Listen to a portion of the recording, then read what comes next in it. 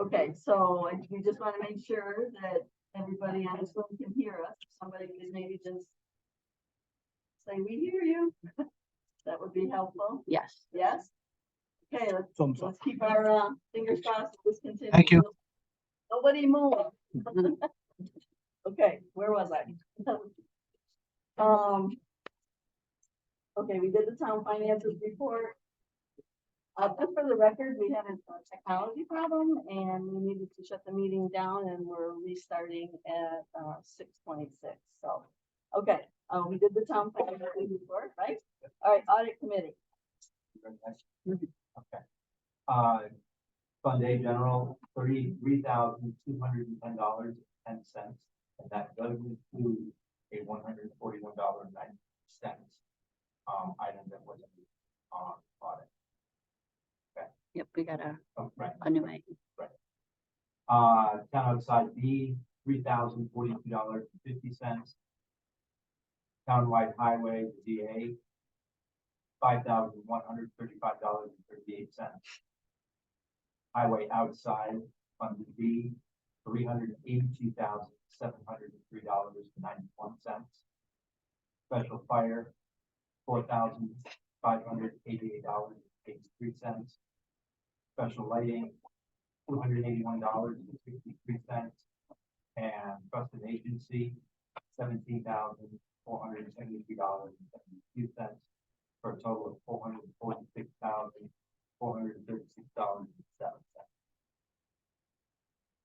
Okay, I need a motion to approve the expenditures. So moved. So a second, Second. all in favor, say aye. Aye. Carried. Okay, thank you. Department reports. Heidi, would you like to go first, please? Sure.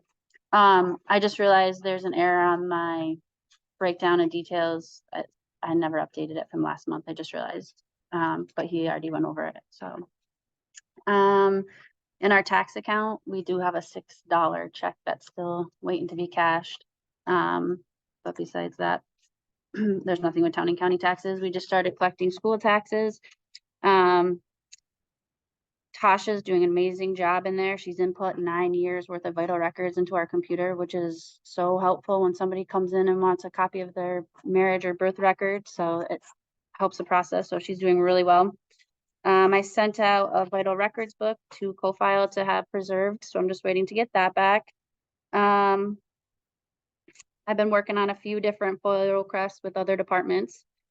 And then our communication technology committee met on August 29th, and we met with Revise to go over a site plan, migration plan, and we opted to have them create that for us. Sally sent an email to our current provider asking for a site plan of our current website so that we can go through it and try to figure out what pages are just floating out there and stuff like that. So Ann and I are going to come in and sit in the boardroom for like a day and just go over that, or multiple days. And then today I just responded to Revise for the approval of the design for the new website. So I'm just waiting to hear back what the next step will be. That's pretty much for the office. Any questions, Heidi? All right, thank you for all your work. Megan, would you like to go next?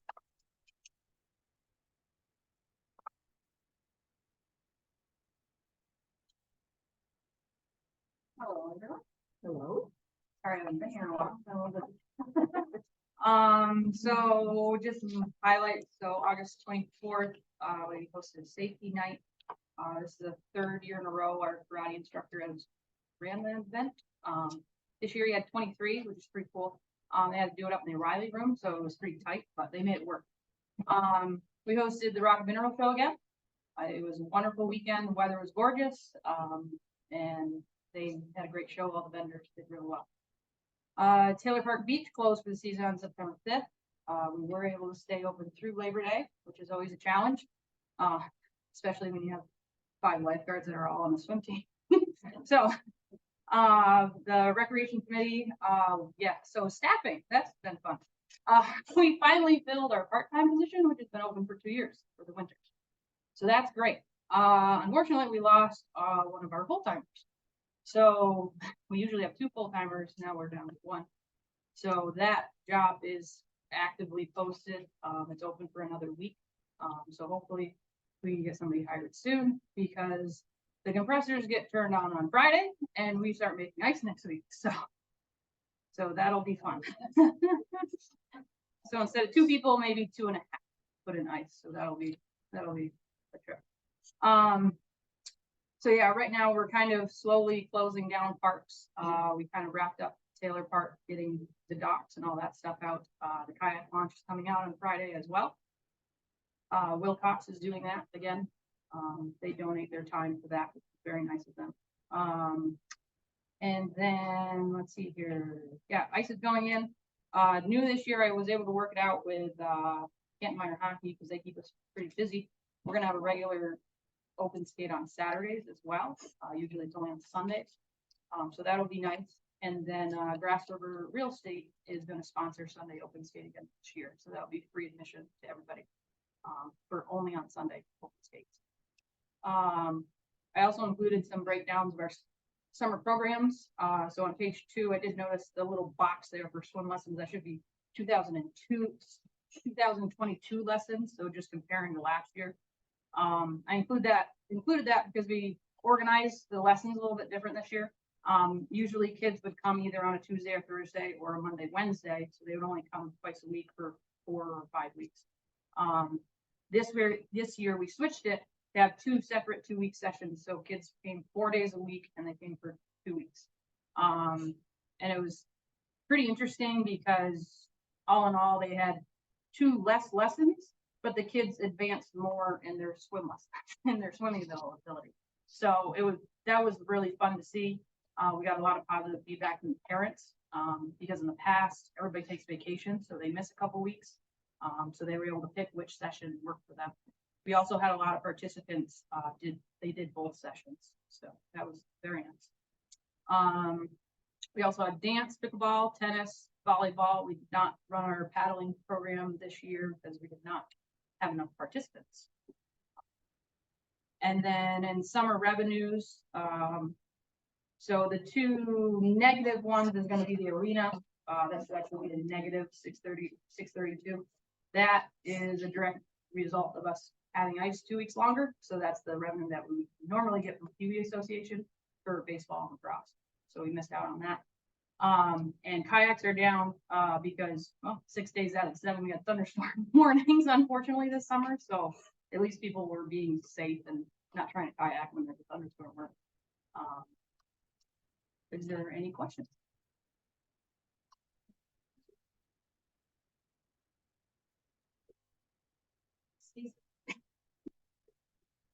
Thank you, sure. Okay. Would you like to go? We've had a pretty busy month last month trying to get shoulders buttoned up on all of our paving projects, but we've finished that up with just a couple small little things.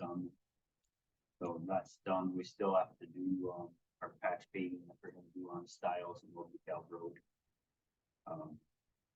We did change out culvert pipes on Morley Potsdam Road and Stiles Road that have been problematic for years for us with water issues and flow and rust, let's say. So those have been taken care of. We're letting settle out and we'll be paving those back in before winter. We do have our sand pile moved finally from out at its old location down behind Stiles Avenue, or above Stiles Avenue, the old All States building.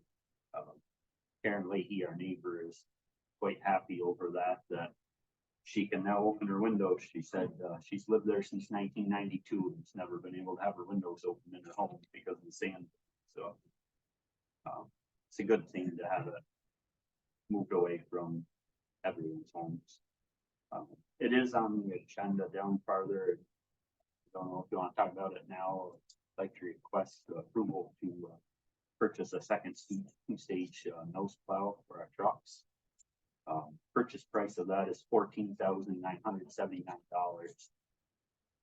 The one that we got last year, the driver, he found that he was able to reduce his sand salt usage by over 1/3 using this plow. So it's not going to pay for itself in a year, but it will pay for itself easily, and we can bear the roads up considerably faster with that and less material to do that.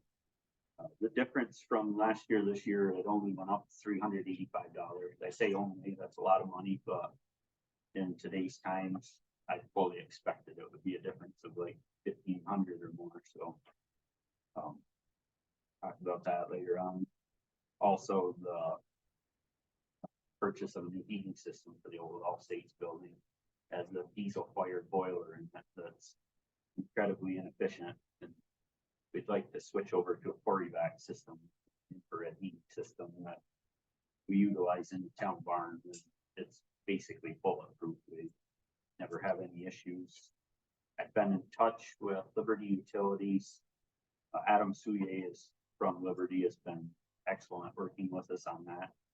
And the only hiccup we have right now to get natural gas down there, and I'll kind of direct this one at Eric.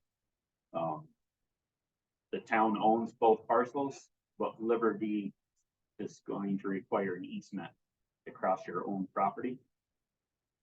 He said that that's just the way that it works. So they tried to use the easement from another utility, but they would never respond to them about it. So I just wanted to bring it to everyone's attention that if there was any kind of paperwork that we needed to do with that, they're going to do the easement. But if it needed to have like legal look at it and things like that, I just want to kind of keep the process moving along. So Yeah, just haven't. okay. And as always, I'd like to thank the highway crew for everything. Thank you, Eric, for taking that when we get it to you. Then, anyone have any questions? Are those two purchases, that's in your? Correct. No, that would be purchased out of the snow plow is on OGS bid, and they are the only company that makes that particular plow. So, and we have 4 quotes, so 3 is required for bid on the heating system. We have 4, so.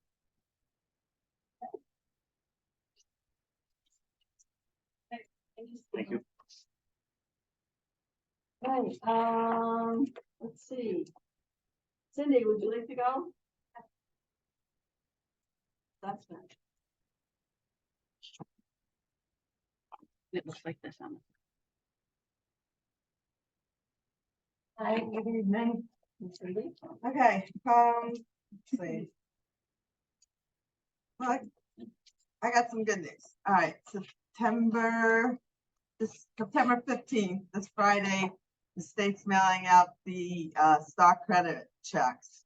So the enhanced star credit checks will be $1,264, and those receiving a basic star credit check will be $619.06. So that they said they're mailing on Friday, so they're giving about 5 days after business days. So if you don't get your check by the following Friday, I would say this to give me a call. 315-386-2595. Also got some news that the enhanced star income limit went up from 93,200. It's going up to 98,700 for the year 2022. So anybody whose income is under 98,700 for 2022, they're eligible for the enhanced star exemption. And the basic star stayed the same. The income limit was 500,000 on the basic. Got a lot of phone calls. The school tax bills went out. There were a lot of random questions. People thought the one basic one was that people thought that their assessment went up, and because it said on the tax bill full market value, and that what that meant was if we were at 100%, then their assessment would be that value on the tax bill that they were reading. Again, we're not, we went from 86% down to 74%. And as you can see, the basic star exemption dropped, and the enhanced star exemption went up, up to 70,000. Then there was some phone calls that came in. They didn't get the change of assessment notice, so I was just telling them that did go out in April.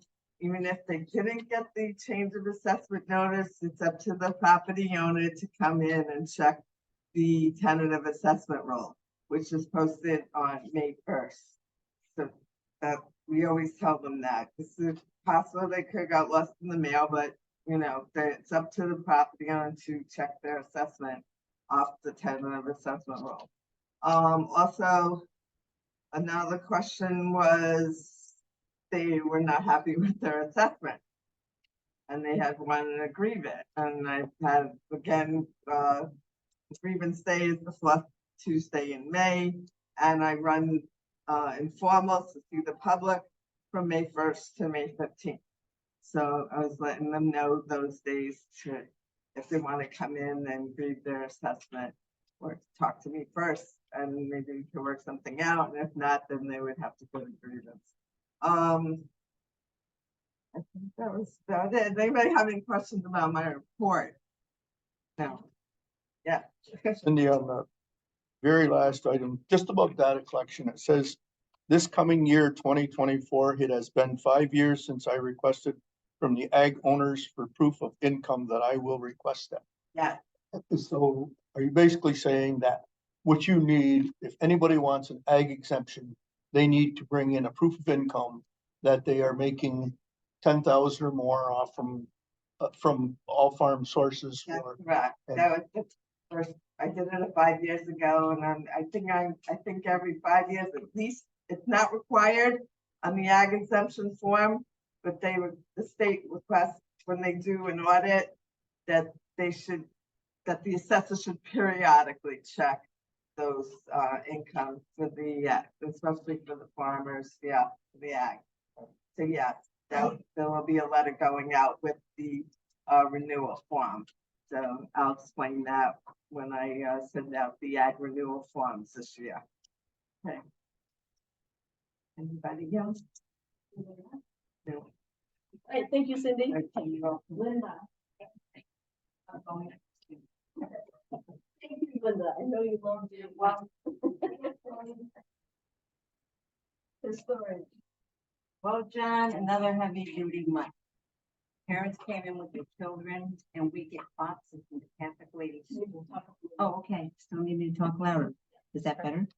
Okay, so anyone that's going into the Catholic clothing that the ladies run, they come into the historians because they know I have little things for children, which are free books that come from the people next door. And they love them, so they look out for these books. But the best thing was Bill Root's birthday party. 65 people came through. We had them all signed. Some people from Rochester and Syracuse came to congratulate him.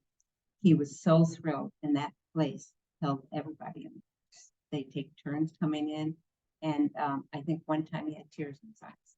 So I was really happy that he got that recognition because Congressman David O.B. Martin wrote a letter when he retired first, in the year he retired. And Dave Curry read that because he was a former mayor. So that night went very well. That was very exciting for the community and for me to see that kind of showing of what he did as a village policeman. David Martin said in his letter, he'd go around the town at night to the villages, and if he saw underage kids going near the bars, he could pick them up and take them home. If they did it again, he'd take them home and go with the parents. So there was a lot of stories told, and Dennis Barr filmed the whole scene. So that was very good. So we're past Dennis Barr, now the South Force. In my report, I can bring a copy of my report. Did I put the people that have donated the Civil War cloak?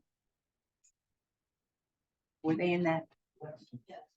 They came last Thursday for 4 hours. I met them in 219, the beginning of the pandemic. And she says, we have 2 folks from you from the Civil War from their who lived in Canton, Stan Southworth ran the movie theater. He sold it to Happy Amicus, the Greek family. They came in, I can't tell you what they wanted. The quilt I've investigated because it's in pretty good shape for a Civil War quilt. That was made in 1861. They have another one from 1863. So I'm investigating where and how we take care of that because it's priceless. And I'm already getting some quotes from people like Tawny and then that book shows. So that's going to be taken care of. Then the back room that held 90 boxes when shelves are up. Thank you to Mary Ann and the town. We put 4 shelving units on. Rennis Bisnet 91 is doing such a wonderful job on filling those.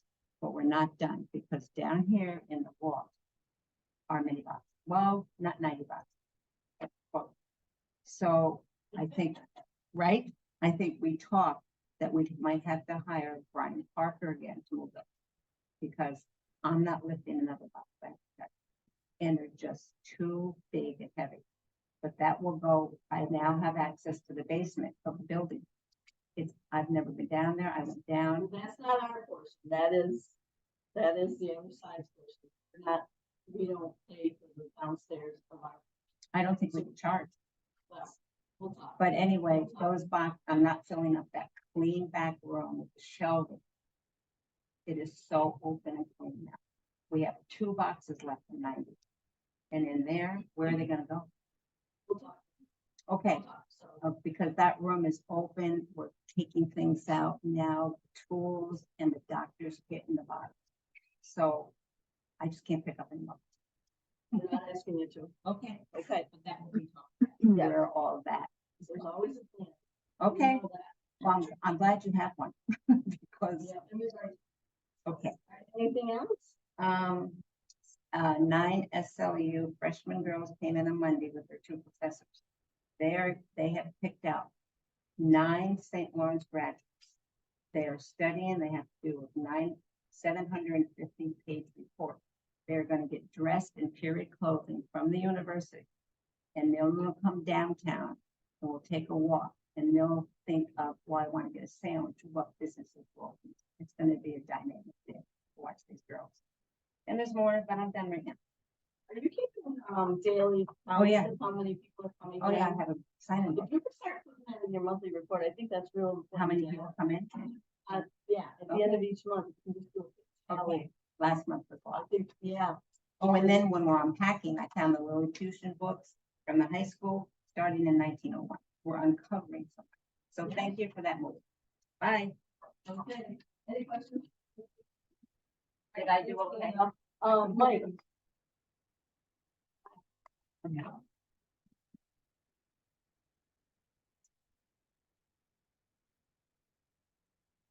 Evening, everyone. Sorry, I missed the last month. Other things came up.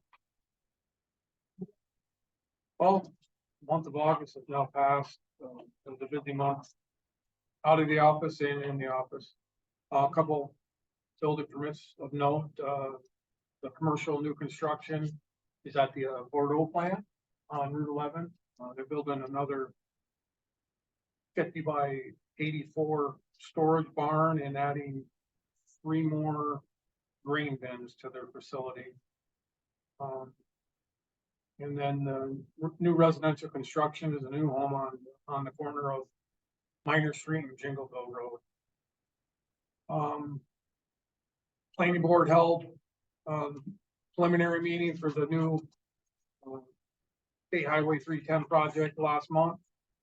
And we started the seeker process for that project this past last week. So that's moving along. We've scheduled a public hearing for that project 1st of April or 1st of October, excuse me. And looking at the agenda, there's 3 items that are on the agenda that we've been working on for the last few months. I believe Heidi has some notes on the ECO program and the rezoning schedule and, Solar America project on 310. That's it. Anybody got any questions? Thank you. Thank you. Let's see, meeting here, so I need a motion to accept the department reports for evening. For second? Second. Any further discussion? All in favor, say aye. Aye. Aye, carry. Okay, committee report. Who'd like to start? Highway map, basically everything that's that we discussed at the committee meeting is on the agenda for later. Okay. Next, The Economic Development Committee met, we're in conversation involved around the downtown revitalization initiative, which is out there, of course. Yeah, sure. So that was discussed and what to include as part of the DRI application. There are a couple out there right now that have put in for the number is 10 million, so I think we gotta get to that number before we can determine if it's even viable to apply for it. So that's out there. The Sustainability Committee did meet. Unfortunately, I had to work that night, so I wasn't able to attend, but Kathy sent me email. It looks like they're going to discuss collaborating actually with climate smart community organization. And see where that goes. So back to the DRI, I think we're going to do a second public input session on September 8th. I do believe that's correct, yeah. And that's gonna be at Pawnee. Yes, So if anyone from the public has ideas of what to do, that's absolutely. They Right. can be part of that. That's good. and isn't this the village's sixth or seventh time of submitting and Post- so this will be the seventh time? Yeah. And Canton has never been approved. It's unfortunate. $10 million, it's down for everybody. I guess keep one thing in mind though, this DRI grant, there's always a contribution by the applicant. So it might be 10 million, but it might be a $15 million project. So you still gotta come up with some money to be part of that program. So that becomes a challenge as well. So it isn't just $10 million of the concept. Keep that together. So. Okay, other committee reports. Building committee. We met yesterday and reviewed the RFP for an engineering study of 64 Main Street. And it will be sent out shortly. We're also exploring other possible solutions for our municipal office needs. We've heard that the Army Reserve Center is going to possibly be decommissioned. So we reached out to Assemblyman Scott Gray, who's been very helpful. He told us that a reserve center in Jefferson County had been decommissioned and obtained by a school down there for $1. Assemblyman Gray put us in touch with Senator Schumer's office, with whom we've had 2 conference calls so far. And the village has also reached out to Senator Gillibrand's office with a waiting response from them. The final item that we talked about was we're going to recommend moving our board meetings back upstairs to the board meeting.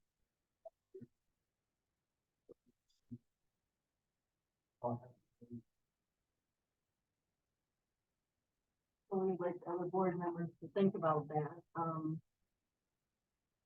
because we really struggle with this room and, As you can see, for the technology, and we approve. I'm sure you have a hard time hearing us back there, right? Well, I have gym voice, but you know how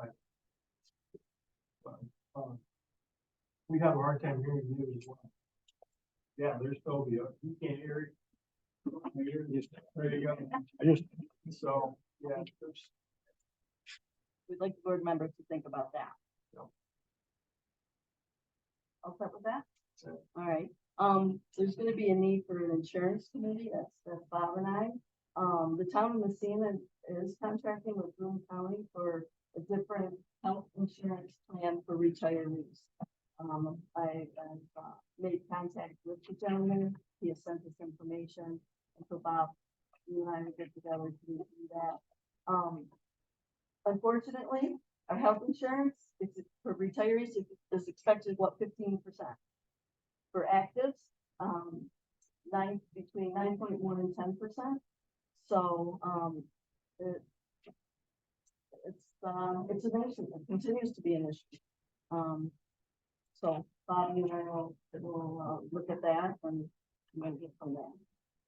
All right, any other Yes, committee reports? complete streets, I was gonna give the rec, but, we had a good rec report, so. That thunder's been stolen. I can, Yeah, what she's do you doing, mean? she's doing a good job, as you all heard.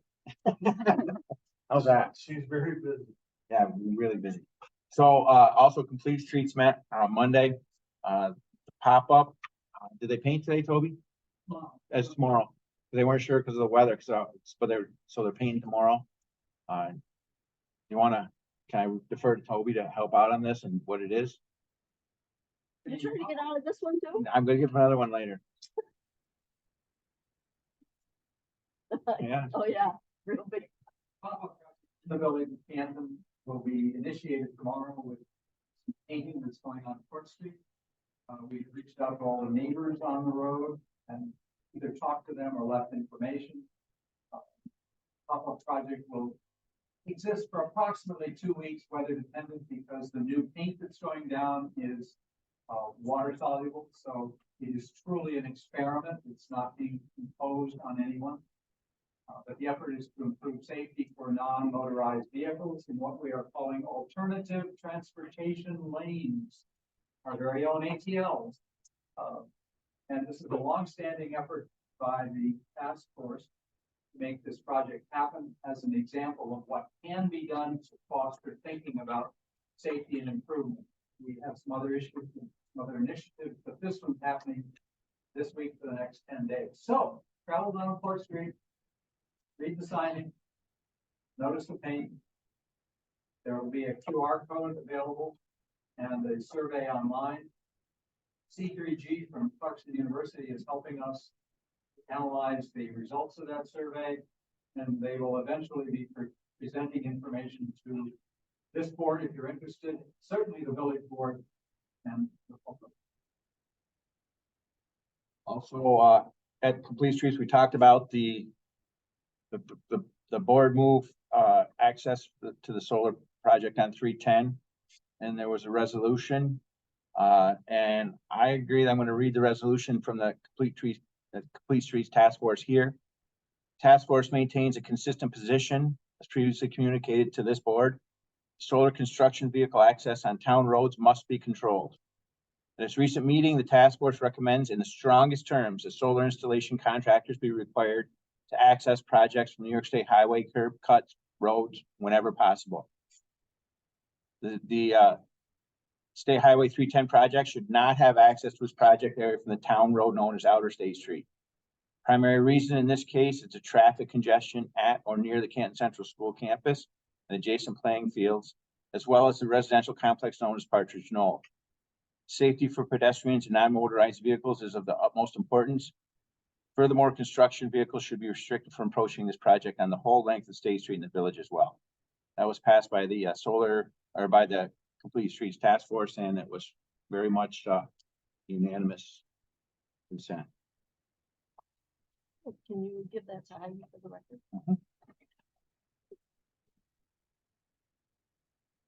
All right. All done with that? Mhm. All right, the court committee, met a while ago and, we went and visited the Falcon Recovery Systems Corporation over on Court Street. And it is our recommendation that we move forward. This is, let me just regroup here.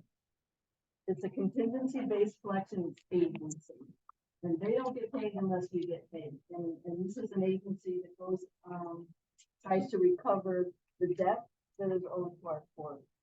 As far as the fines, you all have received, the proposal, and it's John and you forward on this. We're just presenting it tonight, and then, you know, we'll, put it on the agenda to pass. But it's our understanding that there's, what, about $200,000 that has not been paid in fines. And, as we know, our revenue for court is down substantially, which has made a negative impact on our A account funds, and we're in a little bit of a pickle. So this is an opportunity to recoup some of that money. So, please consider that, and we'll put it on, next month's agenda. Sound that pretty accurate? That's, yeah. Because right now, we're collecting 0. So in my mind, this is kind of a no-brainer. Some of that. I've actually used this organization, but they're very professional, they're very good. It is a no-brainer, first time, so. Okay. So we'll put that on next month's agenda. All right, any more, committee reports? Code committee met. And we met to finalize the proposed new zoning code for the town of Canton. So, and that's on the agenda for later. Okay, anything else? All right, whew, that's enough. All right, old business. Way back, we developed a schedule for the 2024 budget. The original first work session is next Thursday. Is everybody good with that? What time do you think?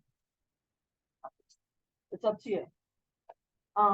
We're this close to a budget being done, and you will have your binders hopefully no later than Monday, so that you can review them before our budget work session. Then a challenge. So next Thursday, 6 o'clock next Thursday work for everybody? Okay, and that'll be in the boardroom because it is a working session. Okay, all right, good. So we'll get those binders to you as soon as possible. The next item on the agenda, Heidi, could you please pull up that resolution? We need to amend the budget for the Minor Street Road construction project, and transfer money out of our fund balance, to pay for this, to the tune of $355,700.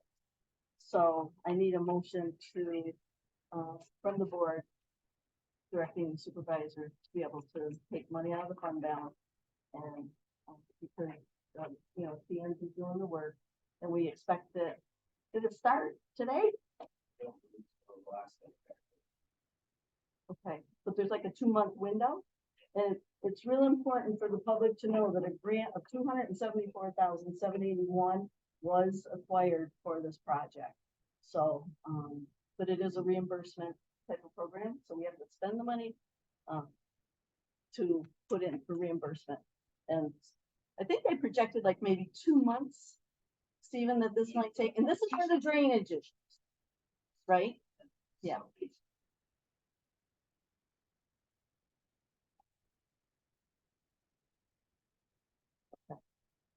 Okay, great.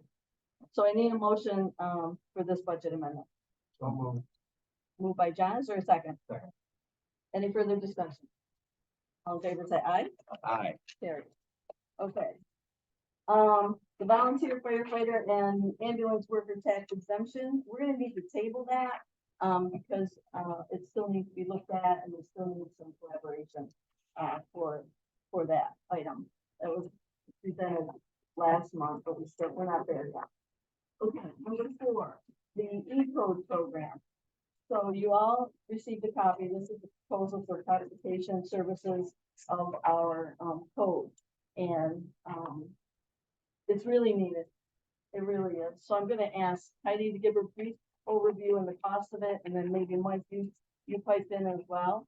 And then let's think about timeline and money, because it's it's gonna be, a costly thing to start, and then there'll be an annual. type of Yeah. fee. So Mike and I met with Scott Murphy with General Codes on Monday. I put a revised E-code in the board packet, but really the only thing that changed was that they included the local laws that were passed for this year.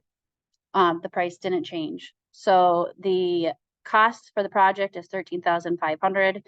And then we'll have an annual fee of 1,195. On page 13 of the proposal, you'll see a breakdown of performance and a payment schedule. So it's not all up front. It's projected to be a 2-year project. The annual payment will start when they start analyzing our drafts. So we projected the end of 2024, that annual fee will start. Let's see. One of the things that Mike and I want the board to understand is that on top, we have an additional fees on top of the annual fee. So every time we submit local laws, the town has to pay for them to update our code book. So that 1,195 is just for the E-code annual maintenance. So whenever we pass local laws and submit them to them, it's an additional fee. He said on average, it's roughly $2,000 to $3,000 a year, but that just depends on how many local laws you pass, how many page it is.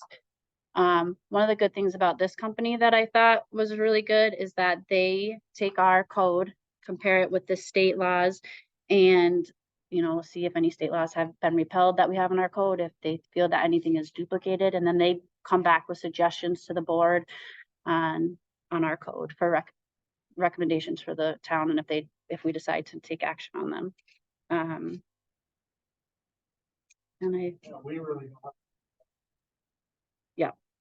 We don't have to provide anything. they go right to the Department of State and get all our laws. local law number 1 to 1998 to current, but after like local law number 5, then I would submit stuff through the E-code that way. But to do this, start the project, I don't have to do anything.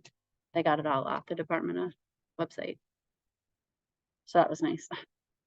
Well, we know the village requires that. Eric, from some of your other municipalities, we know that. There's actually a breakdown in the proposal of the municipalities and local St. Lawrence County municipalities that use it too. So you can review. Oh. Okay. So, we need direction from the board. We certainly could start the process and we're in pretty good shape with the B fund balance. But I don't know if this would be A.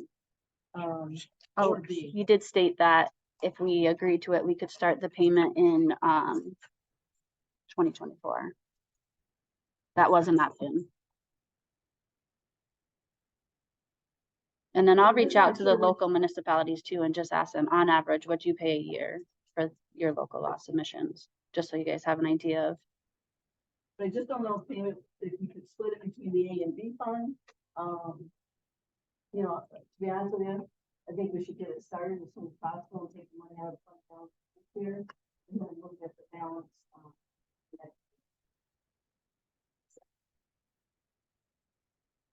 We're ready to About 180 days from the time signed, when they sign the contract. No, it's within 30 days of contract signing. And then that's when you would put your first 20% down. But he said we could work it, so we start in 2024 if we agree to do it now. This proposal is good till January, right? And then after that, the price may change. any board feedback now or wait? No. I just don't know if it'll be coming out of the A or the B fund. We have to get that verified. So townwide or town outside. So, or even if It's we gonna could be, split it. it's gonna be your office. Well, it's the town clerk's responsibility He's telling to, me that's A, but, Let's say, but it's mostly Yeah. your information, which is big. Right. It is code. And it's a, Yeah, most of it. it's all big, it's mostly all big. So, yeah, it's good, Take it on people good. because the village has their own, and are they looking at anything like this, or are they going? The village already uses this. Okay, It's- so if they're already. Yeah, it's gotta- Sally loves it. It's gonna have to be, I'd say it's gotta be big. Okay, so does, do you want to make a motion to this effect? You want to say your motion out loud so I can,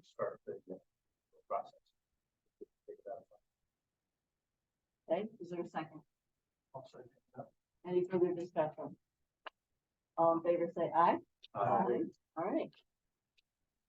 There you go, Heidi and Mike, let's get her going.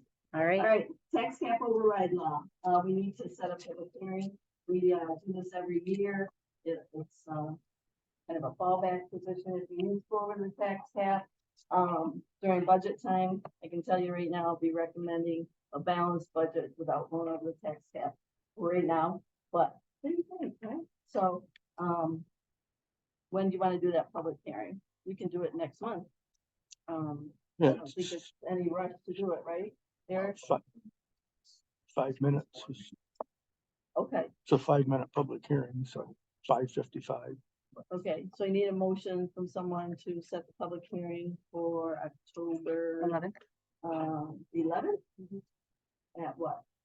5:55. 5:55? Is there a motion? So moved. A Second. Okay. second, Jim? All right, any further discussion? All in favor, say aye. Aye. Carried. Okay, the next two items, we have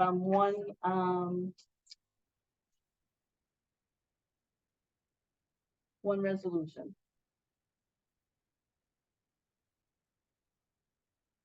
See this one? Is that right?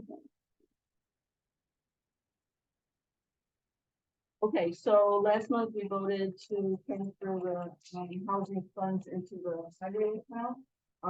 But I do need authorization to be able to close that bank account and transfer the funds and then close the account.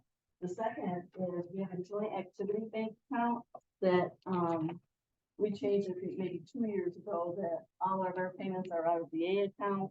That money's just been sitting there for a while, so it would help the A account, to move that money, if you could move it up a little. Oh, a little bit more. Please.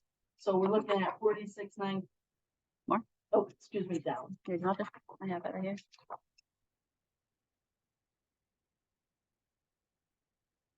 So transferring the 46,939 into the highway account, and then transferring 8,423.51 to the A account, and then close those two bank accounts. Is there a motion? I make the motion that we close those accounts. Is there a second? Second by Bob. Any further discussion? Any questions? All in favor, please say aye. Aye. How long did that take you? How many years? Hey, listen, in 2018, we closed 13 accounts. These are adding up. Okay, the next item is the status of the zoning update. And we need to set a public hearing. However, Heidi, do you have copies of this stuff? Yep, they're up there. They're already up there? Okay, so I'm gonna, I'm gonna put it on the Send this- screen. I'm sorry? Do you want this pulled up too? Yes, please.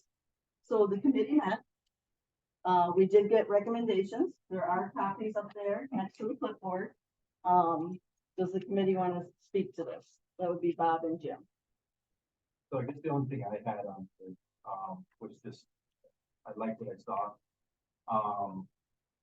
Can you say what it is first? Yeah, but that's fine. It was. It's additional language. It is additional language and.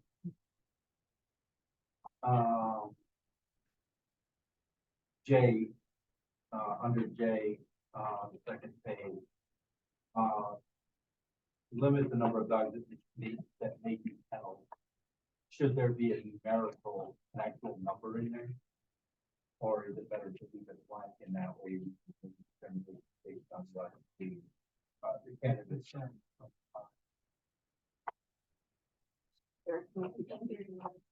If you take a specific number. Concern was that. That's why they left it up to that circumstance, but dictate what would be the appropriate. What? Yeah. Okay, that's all I have. So what this, it's to amend Schedule A and then amend section 70-59 on kennels and adding additional language. It's under the recommendation of Monica and the committee to add that additional draft zoning code that has not been passed at this time. Correct. What about? Language, the additional language. Okay, so just for historical purposes, this law, the zoning law has been worked on for 4 years. This is 4 years in the making. It hasn't been passed yet. We were at the point of being able to pass it. However, feedback from, on solar, feedback on kennels and animal shelters came up. The board listened, committee listened, and this is what was added in. So now what we need to do is set a public hearing on the entire zoning law. And that'll be a time for the public to review the entire law and then come and speak to it. And then it'll be up to the board as to whether to pass it, either at that public hearing or Senate. 4 years. Been a huge, I compliment everybody involved. It's much needed. And you need to set a public hearing. My recommendation is we don't do it at a board meeting. This is really an important thing and that we should have a separate special meeting just for the hearing. But I'm throwing that out to the board. Agree. I think that's exactly right. And we don't get to hear the folks that want to. I think it's an important issue. We're gonna get quite a few people that would like to speak. So, yeah. And Jim, I don't, set a separate if you wanna do it like. Maybe, Zoom. well, a week. Maybe, well, Yeah. these here, this all I need has to- to be, we gotta, time restrictions here. We gotta make sure we don't get ahead of ourselves because we gotta have the document available for everybody to be able to see it in the public. And so we can't have the public hearing until, we were thinking a month, if we had the public hearing before our regular October board meeting, we could fit that in. But if we're gonna have a special meeting just for that public hearing, can we do it, say, the week before? There should be. And that gives, say, 3 weeks, whatever it is. And then, if, depending on what the feedback is at that public hearing, that'll allow us maybe at our regular board meeting in October to approve it.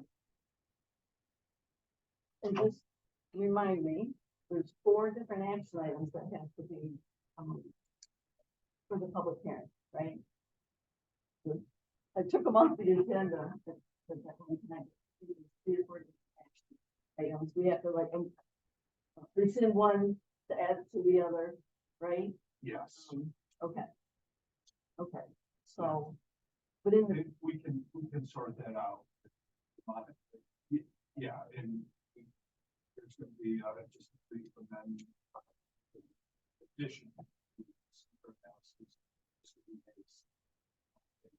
Doesn't affect the analysis.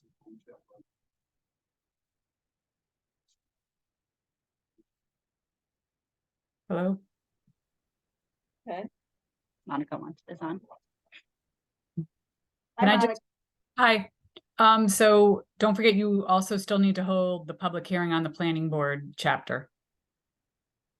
So you should set that public hearing as well, you know, because there is the chapter 9, I believe it is, had those planning board, a couple of items to make sure your planning board language is, you know, works with the zoning. So there was some minor changes that also went with that. And I don't believe you've had a public, there's nothing proposed change there from earlier drafts, but you have not yet held your public hearing on that. So that also needs to be set. So if you want to do both in that night, I'm just piping in on that.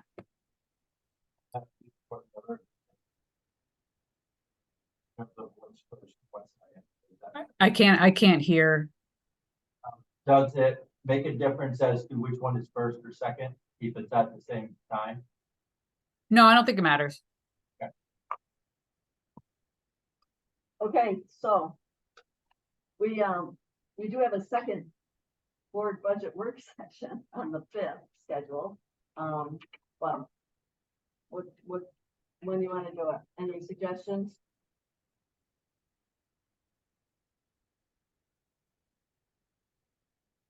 The 4th Yeah. or the 3rd? Well, Wednesdays aren't, Heidi, your schedule too is important, so, Wednesdays aren't good for you. So the No, third- if I have enough time, I can, you want to do the sure? 4th? Yeah, let me just. Then we have a board budget work session the following night. The 4th is okay. I'm sorry, I'm good with the 4th. And what time is the 5th then? Randy and Jim? Yep. Yep. Okay. That will be a public hearing. And at any time, anyone from the public can also send me via email concerns, and I'll enter that into the record, as well, during that public hearing. Okay, And so just for anybody, if they haven't been following this process, Monica Ryan, who just spoke, is worked for River Street Planning. That is the planning group that the town hired 4 years ago to develop the new planning document. She's been beyond professional in putting this all together. That's what she does. She understands planning much better than certainly anybody that's on this board. And so she's been outstanding and can't say enough good. And Monica, how many meetings have we had? I believe we held, I think, I don't know, I'm gonna say, I think it was well over 20.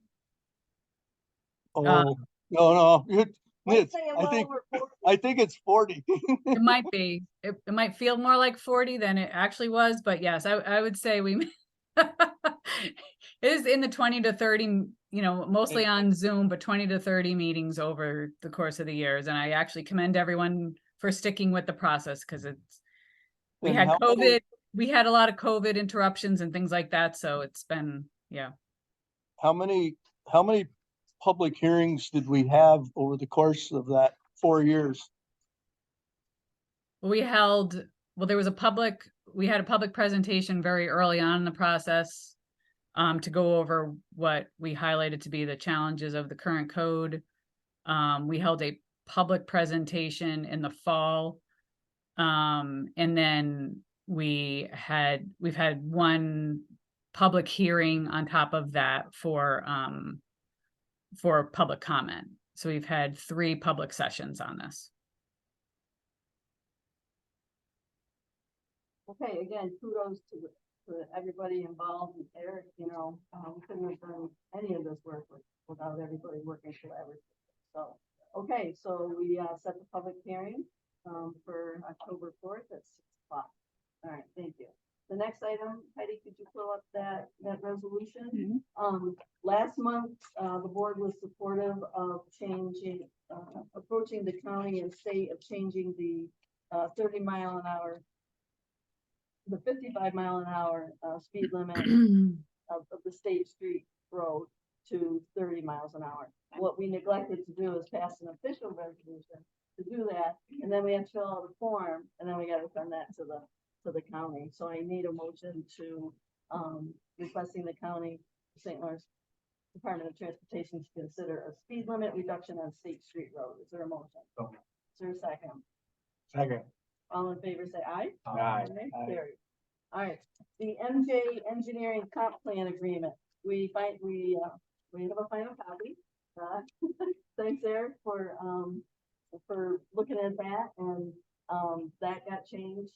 I need recommendation of taking those two sections out, because they're not needed. And so, I need a motion to move forward with this. What this is we hired a consultant. We have a comprehensive plan, and we can't just leave it on the shelf anymore. We need help with reviewing it with all of our departments. What have we done? Where are we going? Do we need to change anything? And this is a town and village initiative, and so the cost is split. The total cost, and I already have the intermunicipal agreement, is $8,900. It's the Canton intermunicipal comprehensive plan oversight. So I need a motion to approve that agreement. Is there a second? Second. Any further discussion or questions? All in favor, say aye. Aye. New business, the non-contract policy, I sent you an amended, version of that. It's being introduced right now. I'd like the board to continue to look at it, and then, we'll look at making those changes at next month's meeting. The one item that we looked at changing is the carryover of the vacation time this is non-contract employees.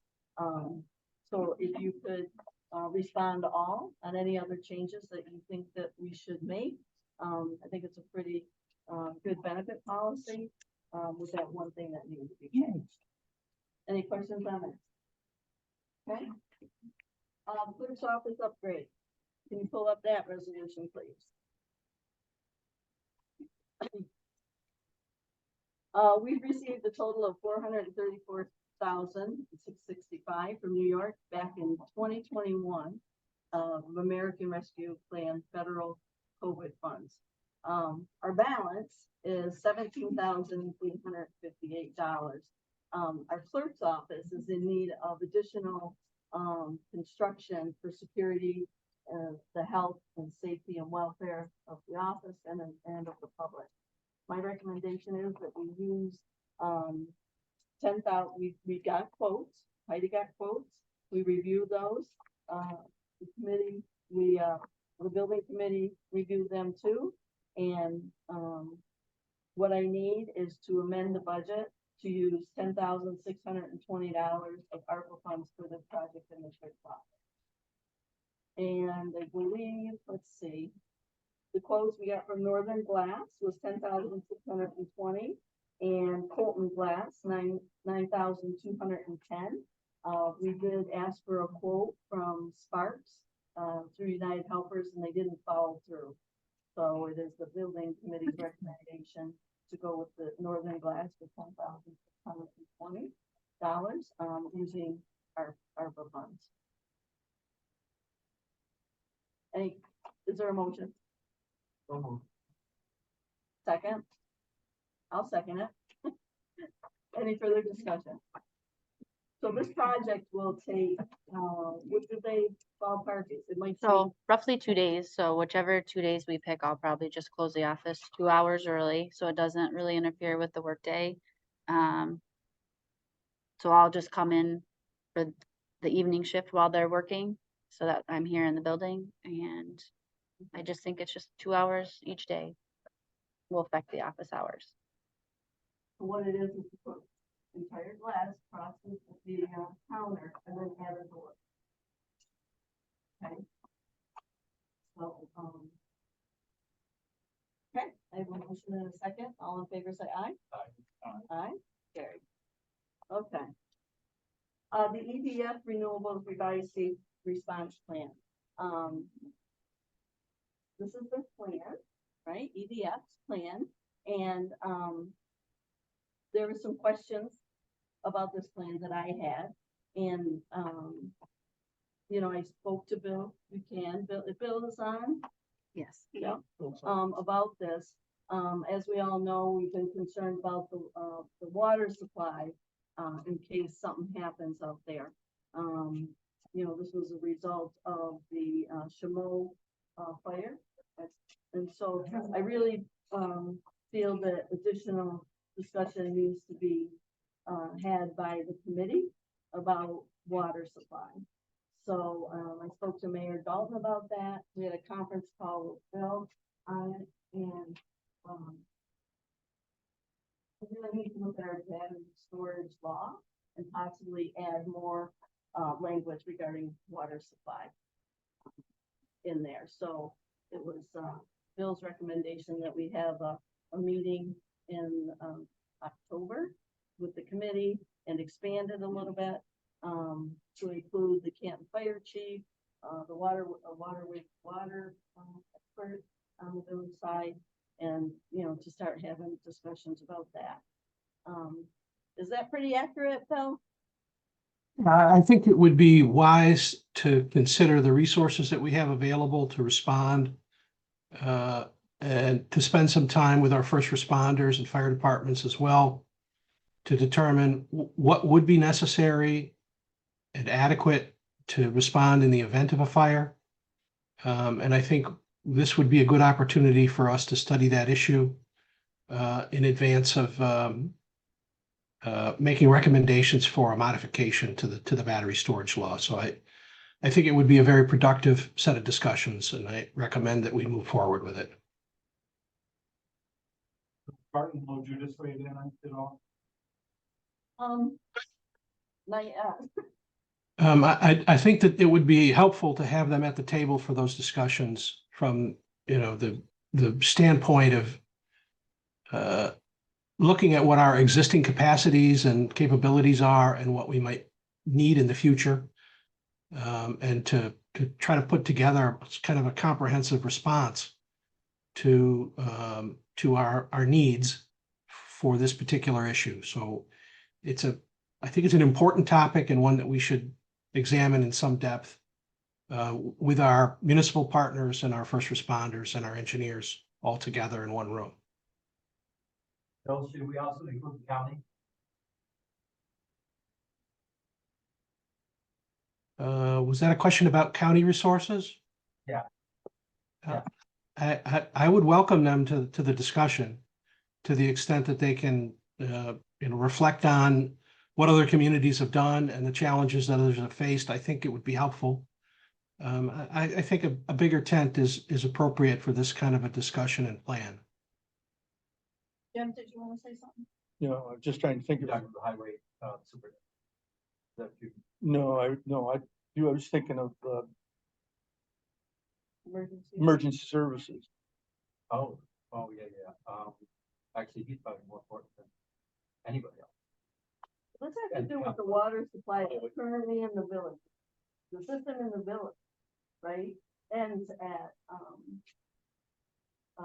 you know, that place up there. Right, so, you know, there needs to be discussion whether to expand that out. The entire water system of the village is, in my view, but we'll leave it up to the committee and Bill and Eric and you guys to talk more about. But, you know, the village, I don't know if they're complete with the second water source. And then, you know, the water comes from Waterman Hill. That pipe is 100 years old. That needs to be replaced sometime in the future. So, all right, anybody else have anything about that? So hopefully a meeting can be held in October. All right, the next two items Stephen talked about is the highway styles heating system. Stephen did get the quotes and he is recommending to go with Route 11 plumbing in the amount of, Stephen, is $13,529. That's in your letter right there. So I need a motion for Stephen to move forward with that. Is there a second? Any further discussion? All in favor, say aye. I, Carried. All right, the next item is the snow plow. This is a two-stage front snow plow from, Viking, for the purchase price of $14,979. That's the one. Yeah, so I need a motion for that to be purchased. so move. Moved by Jim, second by John, all in favor, say aye. Carried. Aye, Rick, say aye. Okay. The next item is the memorandum of understanding between the town of Canton and the village of Rensselaer Falls. This is for, the village of Rensselaer Falls requests pretty much every year from the town highway department to do additional projects above and beyond what we're responsible for now in the village of Rensselaer Falls. So they requested 3 projects and Stephen, we gave him some quotes on labor, to the tune of $17,050. So I need a motion to approve that memorandum of understanding. Mayor Hammond indicates that, the village of Rensselaer Falls have already approved this. So we just need this board to approve it and then we sign this agreement. And then the highway department will do that work down in Rensselaer Falls. We will build them and then we'll get ready for it. So is there a motion? Second. Any further discussion? All in favor, say aye. Aye. Aye, carried. Okay, the Solar America, solar project.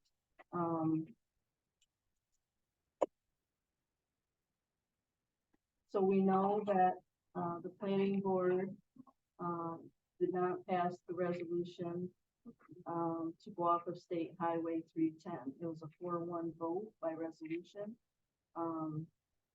But I think we still need to talk about it a little bit. I'll start. Okay, This goes back to way back into the spring. And the planning board, this project came before the planning board gave approval to the project. Well, actually, there was a shutdown on it for a little bit because there was some mitigation issues that with regard to that piece of property. Once the mitigation got settled, planning board approved it with access to the site off from State Street Road.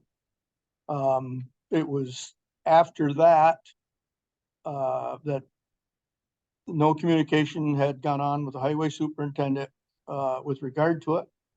His job is to maintain the structural integrity and safety of town roads. And so he brought it to committee.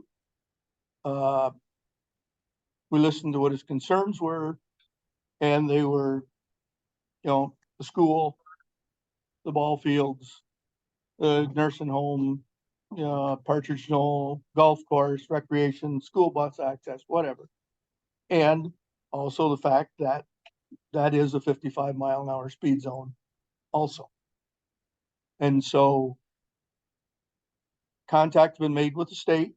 The state agreed to do a curb cut for Soul America for 310. So the board, everybody was in agreement. Soul America was in agreement. They said that, okay, that's what we can do. Don't know how, but it ended up back in front of the planning board a week ago. And the planning board voted 4-1 to continue with the access off from State Street Road. And so I just want, because there's been articles in the paper, I just want people to know that, we did our job. We made our views known. It was alluded to in the paper that we weren't going to budge on this. Well, we understand what our role is, and I understand what the planning board's role is. And so the planning board overruled us. And I think at this point, because they have site plan approval, that I think that's what's gonna happen, is that access will be off from State Street Road. And so be it. That's what it is. The process is the process. And but I just want to make it known that why we were, thinking the way we were thinking. So. But I think if you, Eric, I think, well, we had the discussion and your feeling is that they do have the authority and it is what it is. Going on it earlier.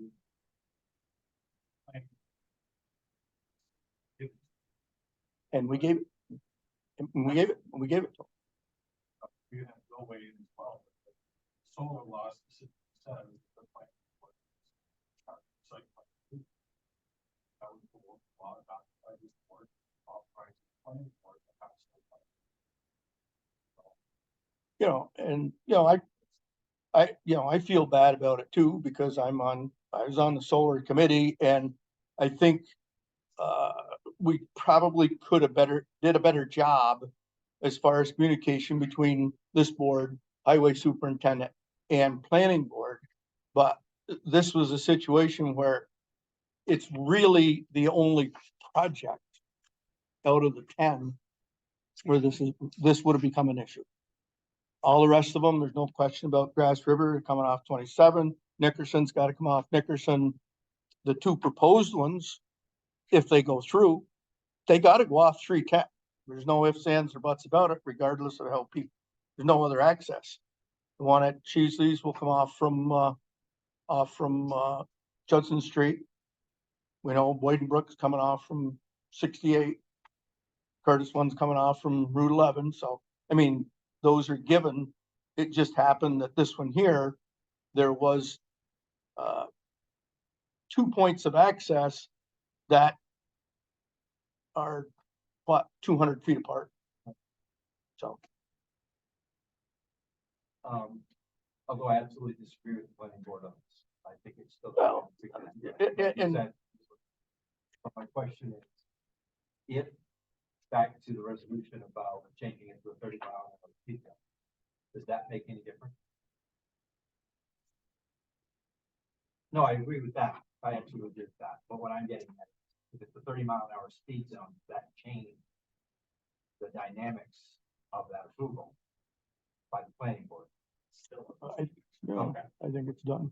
What do you anticipate, Steve, the damage doing State Street during the time of construction compared to 310? 310's made for that kind of heavy truck traffic, and State Street's not really made for that kind of heavy truck traffic, is it? It's had a lot of heavy trucks. Can you hear me, Steve? It's had a lot of heavy truck traffic. Yeah. I haven't seen it damage from that yet. The one thing that I hope doesn't happen is, if during the construction phase, if they come in from 310, well, now they'll turn on the State Street and then automatically right into the site. I hope it isn't, because what the planning board's saying that, because of the speed on 310, their only other access would be Gwin Riverside Drive all the way up State Street past the school and then enter that way. I hope. That's what bothers. Well, it bothers me too, and it bothered the highway superintendent, and that's why we had the discussions originally. And I said, maybe it was just, poor communication amongst everybody, but I know the town board was concerned, the planning board was concerned about turning off 310 and 55-mile-an-hour zone. They're worried about safety, but now they're gonna have to do it twice. Correct. They're gonna have to turn off 310 at 55, and they're gonna have to turn off State Street at 55 unless they change the speed limit. So they made 2 turns, and I wonder if they had considered that.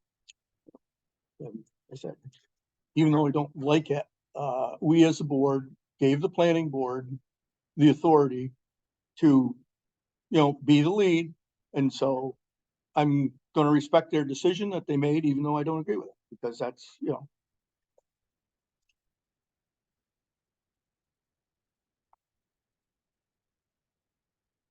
Okay, So what you're saying, you, then Jim, is our hands are tied here, you think?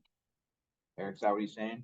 yeah, we don't have the authority to provide. That authority is delegated.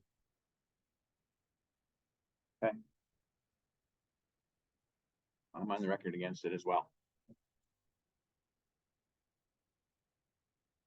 Well, I'm gonna go on record and saying, I want to thank the planning board for all the work they do. I want to thank everybody for all the work. This stuff isn't easy. And solar has come to the town of Canton. And we're going on number 10. And if we hadn't put that law in, how many years ago? How many years ago, this law?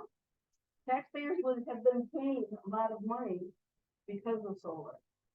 So, they got a tough job. Appreciate their service. Steven's got a tough job. As an elected official, he's the voice for safety on our highways. We don't have enough money to make every road perfect. We never will. 100 miles of road. I was really excited when we did 6.3 miles this year. That's the most we've done since 2018. That's the but we've also spent what, 800,000 on 6 miles. So, you know, this is tough. But if we hadn't had that law, solar was coming in. And property owners can do what they need to do. So, okay, so that puts that to rest. The next item is declaration of constitution. I'd like to think this is a positive. The Daughters of American Revolution, they request this every year. And if you could pull up that proclamation, Heidi, please. I don't have that one. So sorry. Let me do it. Okay. All right, well, I'm just gonna read it. Okay, sorry about that. Tom Canton Proclamation.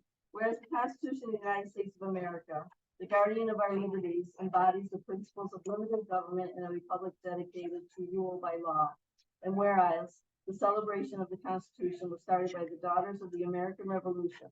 In 1955, the National Society Daughters of the American Revolution petitioned Congress to set aside September 17th through the 23rd annually to be dedicated for the observance of Constitution Week. The resolution was later adopted by the United States Congress and signed into public law on August 2nd, spelling error, 1956, by President Dwight D. Eisenhower. Whereas September 17th, 2023 marks the 236th anniversary of the framing of the Constitution of the United States of America by the Constitutional Convention. And whereas it is fitting and proper to accord official recognition to this magnificent document and its memorable anniversary and to patriotic celebrations which will commemorate it. And whereas Public Law 915 guarantees the issuing of a proclamation each year by the President of the United States of America designating September 17th through 23rd as Constitution Week. Now therefore, I, Mary Ann Ashley, by virtue of authority vested in me as supervisor of the town of Canton, do hereby proclaim the week of September 17th through the 23rd as Constitution Week, and ask our citizens to reaffirm the ideals of the framers of the Constitution had in 1787 by vigilantly protecting the freedoms guaranteed to us through this guardian of our liberties. In witness whereof, I hereby set my hand and cause the seal of the town of Canton to be affixed this 13th day of September of the year 2023. Heidi will do that tomorrow and send that to the Daughters of the American Revolution. All right, the next item on the agenda is public comment. Again, this is the time for us to listen. So is there any public comment? If so, please go to the podium.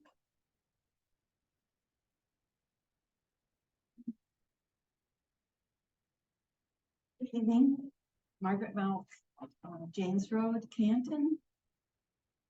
Early comment on to the committee. I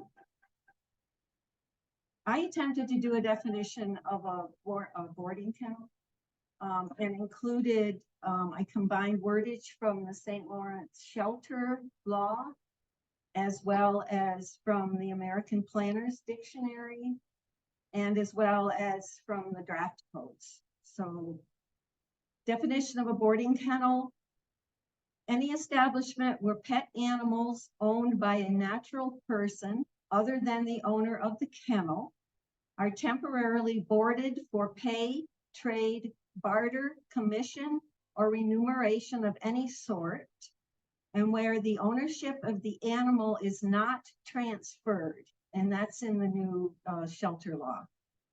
Provided, however, this definition shall not apply to zoos or to animal hospitals operated by veterinarians duly licensed under the law. The term kennel does not include establishments that exclusively provide animal daycare without overnight boarding, or veterinarian clinics or hospitals. If the kennel is a breeding business, animals owned and bred at that kennel may be sold. I feel that there should be a separation in the code between kennels and animal shelters. Simply by definition and by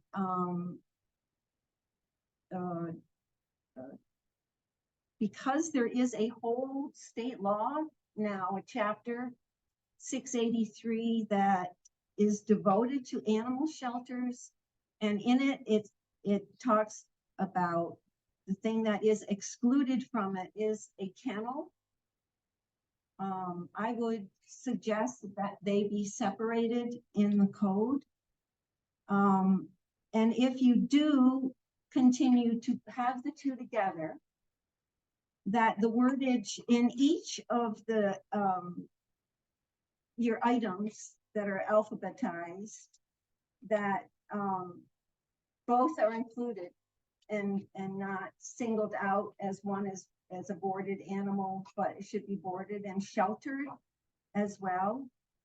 And we appreciate your attention to the noise, which we are still concerned about. In fact, this morning, the barking woke me up, which really surprised me because I am half a mile away from the kennel.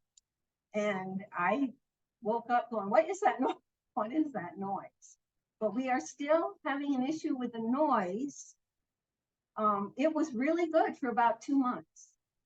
In the last 3 weeks, it has increased and is a problem again. So the attention to that issue in the code is very important to us. So I thank you. I know people are working on keeping everybody happy to some degree. And I know things can't be shared, which is very frustrating for a few of us. But I appreciate all the efforts that have gone into it. I know it's wearing everybody out. Thank you to the board, to all boards, to the attorney, to Mike, to everybody that's been working on this. We appreciate your efforts. Any other public comment? Okay, with that being said. Well, there was an issue brought up earlier by a concerned citizen about a conflict of interest that I may have. It's not the first time issues like this have come up. My family's lived here for 70 years. We know a lot of people, there's a lot of family here. I did own a business here, but I will assure everyone here that I am not a partner or an owner of Lloyd Smith and Sons. I haven't been for 10, 11 years now. I do work there if they need me to work. I have absolutely no say in anything that goes on there. With that being said, Eric, you make the call. I've been here for 31 years, and if this gets me out of here. I'd love to let you off. It doesn't.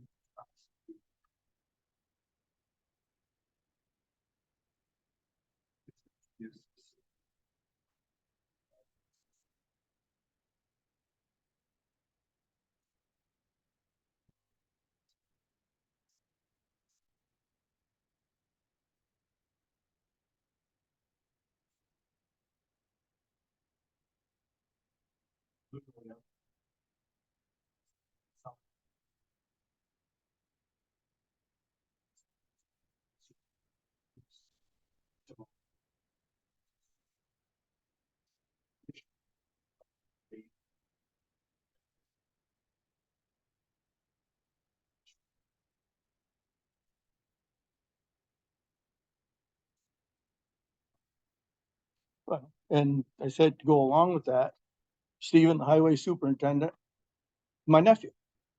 It is what it is. He worked for the highway department. He wanted to run for the office. I was up for election. We both ran. The community knows and, you know, who we are. And they elected both of us. So, I mean, I can't help that. So I just wanted to make it clear that, I know people have issues with it. I'm up for election in 2 years. Get rid of me. Thank you. Okay. Yeah. Okay. So I'm making a motion to go into executive session for litigation.